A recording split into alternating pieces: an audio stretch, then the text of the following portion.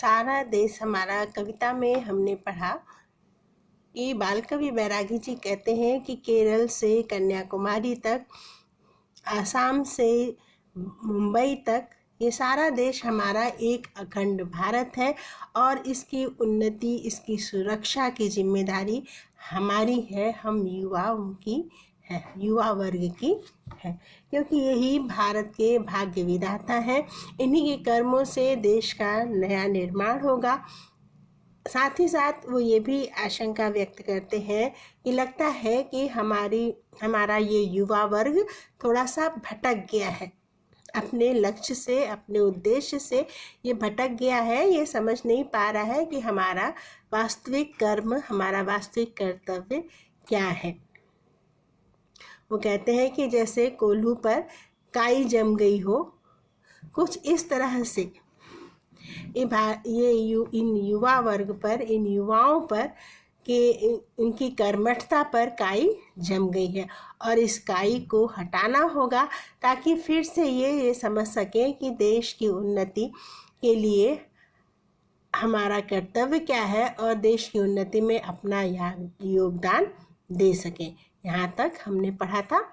अब इसके आगे हम पढ़ते हैं। कवि कहते हैं कि घायल अपना ताजमहल है, घायल गंगा मैया, टूट रहे हैं तूफानों में नैया और खेवैया। तुम नैया के पाल बदल दो, तूफानों की चाल बदल दो, हर आंधी का उतार हो तुमने नहीं विचारा, जीना हो तो मरना सीखो, गूंज उठे यह नारा, सारा देश हमारा, केरल से कारगिल घाटी तक, सारा देश हमारा। कवि कह रहे हैं कि घायल अपना ताजमहल है, यानी हमारी जो विरासतें हैं वो इस समय संकट में है। घायल गंगा मैया यानी हमारी जो पहचान है, हमारी जो पावनता है, वो भी इस समय संकट में है, वो भी घायल पड़ी है। अर्थात हमारा अपना अस्तित्व, हमारी अपनी पहचान, हमारी अपनी संस्कृति, ताजमहल या गंगा, ये सब हमारी संस्कृति की पहचान है। तो हमारी अपनी संस्कृति ये सब संकट में पड़ी हुई है। टूट रहे हैं तूफानों में नैया और खेवैया, यानी ये जो तूफान यानी जो आपदाएं हैं, परेशानियां हैं, इन परेशानियों में हमारे हौसले टूट रहे हैं। हमारे देश का विकास रुक गया है। हमारे देश की नैया यानी हमारे देश का उद्धार जिस तरह से होना है और उद्धार करने वाला वर्ग खेवैया यानी जो हमारे देश का उद्धार करेगा, जो हमारे देश की उन्नति करेगा, ये दोनों ही इस समय टूट यानी कमज़ोर पड़ चुके हैं। जो तमाम तरह की परेशानियां आ रही हैं, इन परेशानियों से हमारे देश की उन्नति और उन्नति करने वाले लोग दोनों ही हताश हो रहे हैं। ऐसी स्थिति में युवाओं को का आह्वान करते हुए कवि कहते हैं कि तुम नैया के पाल बदल दो, तूफानों की चाल बदल दो, यानी तुम जो है इस नाव की पाल को, जो अब जीर्ण हो गया है, जो कमज़ोर हो गया है, उसे बदल डालो और ये जो परेशानियां आ रही हैं, जो अपने देश पर तमाम तरह की आफतें आ रही हैं, इनका रास्ता बदल दो।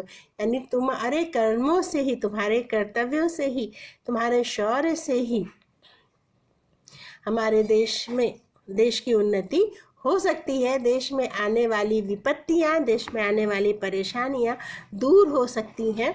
इसलिए तुम अपने कर्मों से इस देश की उन्नति, उस देश में लग जाओ। हर आंधी का उतार हो तुमने नहीं विचारा। कवि कहते हैं कि हर आंधी का उतार यानी जो भी परेशानियां, जो भी उतार चढ़ाव आते हैं, उनको तुम ही दूर कर सकते हो। उतार होना यानी उसको कमज़ोर कर देना, उसको हटा पाना। तो तुम ही हर तरह की परेशानियों को हटा पाने में सक्षम हो। तुमने ये इस बात का विचार नहीं किया जो हमारी युवा पीढ़ी है, जो हमारा युवा वर्ग है हमारे देश का, जो अपने नए विचारों से, अपने कर्मों से, अपने कर्तव्यों से देश का उद्धार कर सकता है, उनका आह्वान कर रहे हैं कवि और कह रहे हैं कि तुम ही जो है देश में आने वाली मुसीबतों को दूर कर सकते हो। तुम इस बात पे विचार नहीं कर रहे हो, जबकि तुम्हें विचार करना चाहिए और देश के उद्धार में अपना योगदान करना चाहिए। जीना हो तो मरना सीखो, गूंज उठे या नारा। अगर सचमुच जीवन की जो सार्थकता है वो पाना चाहते हो तो देश पे मर मिटना सीखो। हाथ पर हाथ धरे बैठे रहने की जगह देश के उद्धार की बात सोचो, देश के काम आने की बात सोचो। केरल से कारगिल घाटी तक ये संपूर्ण देश हमारा है और इसकी सुरक्षा की जिम्मेदारी तुम्हारी है और तुम्हें इसके लिए आगे आना चाहिए। इस तरह से युवा वर्ग का आह्वान कवि करते हैं। आगे वो कह रहे हैं, संकट अपना बाल सखा है, इसको कंठ लगाओ, क्या बैठे हो न्यारे न्यारे, मिलकर बोझ उठाओ।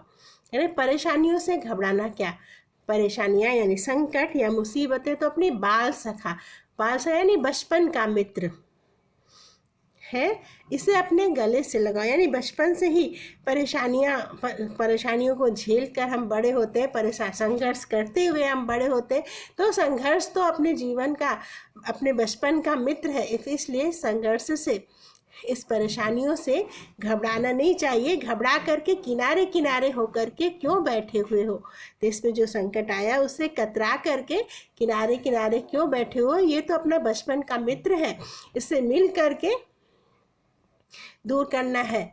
और सभी को मिलकर बोझ उठाओ, यानी सभी को मिल करके देश की जिम्मेदारी उठानी है। भाग्य के भरोसा कायरता है, भाग्य के भरोसे बैठे रहना ये कायरता है। ये डरपोक लोग जो है वो भाग्य के भरोसे कर बैठे रहते हैं, जो कर्म नहीं करना चाहते, आलसी होते हैं, वो ही भाग्य के भरोसे बैठे रहते हैं। और सिर्फ भाग्य के भरोसे बैठे रहने से कुछ भी हासिल नहीं होता। कर्मठ देश कहाँ मरता है, यानी जहाँ के लोग कर्म पर विश्वास रखते हो, निरंतर कर्म करते रहना जानते हो, ऐसा देश कभी भी नष्ट नहीं हो सकता।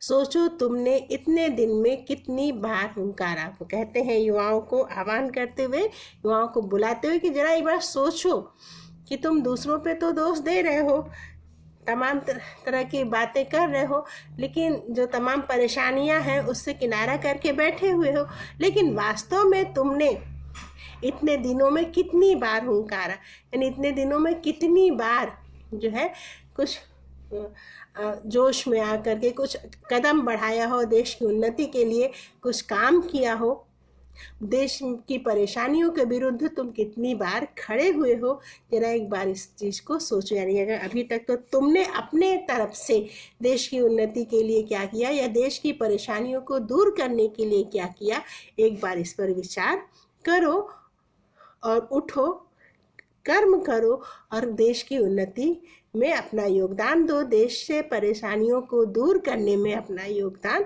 दो। जीना हो तो मरना सीखो, गूंज उठे या नारा। अगर सचमुच अमृत को प्राप्त करना है, सचमुच जीवन को सार्थक बनाना है, तो देश पर मर मिटने की प्रवृत्ति को अपने अंदर बढ़ाओ, देश पर मर मिटने की बात करो।